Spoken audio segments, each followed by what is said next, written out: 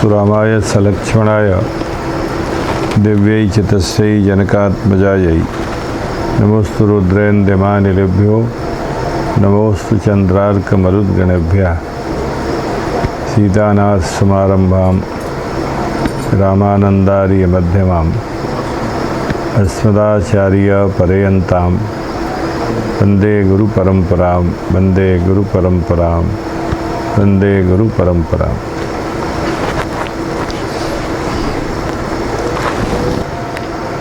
परम प्रभु की असीम महत्व की अनुकंपा एवं असंख्य जन्मों के द्वारा उपार्जित पुण्यों के प्राबल्य से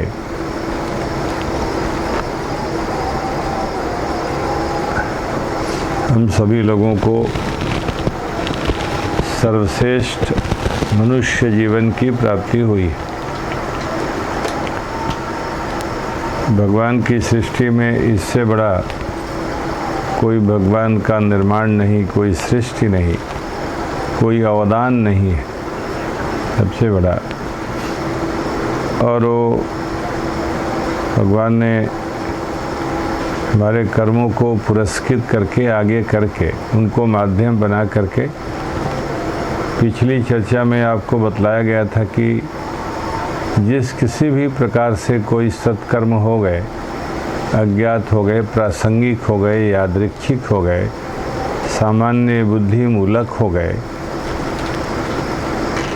तो उसको ही भगवान ने आधार बना लिया और आधार बना करके उसके आधार पर हमें मनुष्य जीवन दे दिया।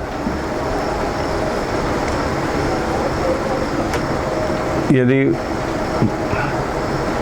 बहुत बारीकी से हमारे कर्मों की जांच होती तो शायद हम लोगों को ये जीवन भी नहीं मिलता कि किसकी प्राप्ति के लिए जिस तरह के उत्कर्षपूर्ण कर्म होना चाहिए वो नहीं थे। जैसे तैसे जो हो गए थे, अनजान में हो गए, प्रासंगिक रूप से हो गए, ऐसे ही सामान्य बुद्धि से कुछ कर रहे थे, कुछ हो गए, वही कर्म थे। नहीं तो हम लोग पुनः अनुत्तीर्ण हो जाते और ये अवसर हम लोगों को नहीं मिलता। इसके संबंध में एक विद्वानों में चर्चा होती है कि भगवान की ये जो कृपा है, असीम हेतु की कृपा, ये किस तरह की कृपा है? कर्मों को मुख्यता देनी है कि भगवान की कृपा को मुख्यता देनी है? किस अंश में भगवान की कृपा हुई? तो उसके लिए कहा जाता है कि एक विद्यार्थी ने परीक्षा में प्रश्न पत्र को पढ़ा और उसमें लिखा था, नीचे लिखे प्रश्नों में से किन्हीं 5 प्रश्नों का उत्तर लिखिए। लेकिन वह अत्यंत मेधावी और परिश्रमी और अपनी योग्यता और परिश्रम पर विश्वासी छात्र था, तो उसने 10 प्रश्नों के उत्तरों को लिख दिया और नीचे लिखा कि किन्हीं निम्नांकित उत्तरों में से किन्हीं 5 को जांचिए। लेकिन जब परीक्षक के पास कॉपी गई तो परीक्षक ने देखा कि जब हम ऊपर से जांचेंगे तो विद्यार्थी के 10 प्रश्न गलत हैं, 5 प्रश्न गलत हैं, 5 नीचे से जांचूंगा तो 5 सबसे अधिक अंक दिलाने वाले हैं। सोचता रहा अब क्या करूं, बड़ा मेधावी विद्यार्थी, तभी लिखा कि 10 प्रश्नों में से उत्तरों में से किन्हीं 5 को जांचिए। उसको विश्वास था कि 10 ही हमारे सर्वश्रेष्ठ अंक को देने वाले हैं। सोचता रहा अब क्या करूं, तो उसके मन में दया आई कि यदि मैं नीचे से जांचूंगा तो ये तो अपने विद्यालय में, अपने विश्वविद्यालय में सर्वाधिक अंक प्राप्त करेगा और मैं पाप का भागी भी नहीं बनूंगा, क्योंकि मैंने तो लिखा नहीं, मैंने कोई पक्षपात किया नहीं, जो लिखा है उसी को जांचना है। मैं कहीं से जांचूं, ऊपर से जांचूं या नीचे से? तो उसने नीचे से जांच दिया और उसको सर्वाधिक अंक प्राप्त हो गए जितने लोगों ने परीक्षा दी थी उनमें। तो ये जो कृपा है परीक्षक की, वो कृपा कहीं से पाप जनिका नहीं है, कहीं से पक्षपातित्व का उसमें आरोप नहीं लगेगा, क्योंकि लिखा गया है कि विद्यार्थी ने लिखा कि निम्नांकित उत्तरों में से किन्हीं 5 उत्तरों को आप जांचें। तब जांच दिया नीचे से, और ऊपर से जांचता तो वो अनुत्तीर्ण हो जाता। तो भगवान ने भी ऐसे ही बिना पक्षपातित्व के, वैषम्य संपादन के, भगवान में वैषम्य संपादन नहीं है। सामान्य जीव पक्षपाती होता है, कोई अपने पास का है, गांव का है, जाति का, परिवार का, किसी के स्वभाव मिलते हैं, चाहे वो चोरी करने वाले ही स्वभाव हों, दुर्व्यसन के ही स्वभाव हों, कैसे भी, और वो गलत काम कर देता है। लेकिन भगवान ने ऐसा नहीं किया। भगवान ने हमारे जैसे तैसे होने वाले पुण्य कर्मों से जो अदृष्ट उत्पन्न होता है, पुण्य धर्म, उसके आधार पर हमें मनुष्य जीवन दे दिया। यही उनका असीम और अहेतुक कृपा का स्वरूप है। भगवान ने कृपा किया, असीम कृपा किया, तभी हम लोगों को ये जीवन मिला है, मनुष्य जीवन मिला। बहुत मुश्किल से मिलता है। सनातन धर्म का अदना से आदमी भी बोलता है कि 84 लाख योनियों का अंतिम जीवन मिला है। जैसे किसी को प्रधानमंत्री का पद मिले, लोकतंत्र में, भारतीय लोकतंत्र में सबसे बड़ा पद प्रधानमंत्री का, उसी के पास अपने संविधान की जो सबसे बड़ी शक्ति है, अधिकार हैं, वो उसके पास है। जैसे अमेरिका में राष्ट्रपति के पास, पहले राजाओं के पास होते थे। राजा जो कहा वही अंतिम फैसला होता था। वो जिसके गले को 6 इंच छोटा कर दे, या जिसको राज्य का एक बड़ा भाग दे दे, बहुत बड़ा अधिकार दे दे, उसकी जय जयकार करवा दे, अपने जैसा बना दे, तो वैसे ही भगवान 84 लाख योनियों में जो सबसे बड़ी महत्वपूर्ण योनि है, सबसे बड़ा जो उनका अवदान है, कृपा का फल है, इससे बड़ा और कोई फल नहीं हो सकता, उन्होंने दिया। और इस फल को इसलिए दिया था कि हम लोग भी भगवान जैसे बने, भगवत सायुज्य को प्राप्त करें, भगवत साम्य को प्राप्त करें। हम जाएं दिव्य धाम में और भगवान का दर्शन करें,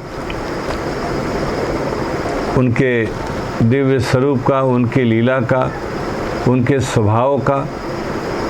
देखें कि भगवान कैसे हैं, कितने सुंदर लगते हैं, उनके कमल कैसे हैं, उनके चिबुक कैसे हैं, उनकी आँखें कैसी हैं, उनके होष्ठ कैसे हैं, दांत कैसे हैं, कैसे उनका उच्चारण होता है, किस तरह से उनकी माधुरी कृपा दृष्टि की वर्षा होती है।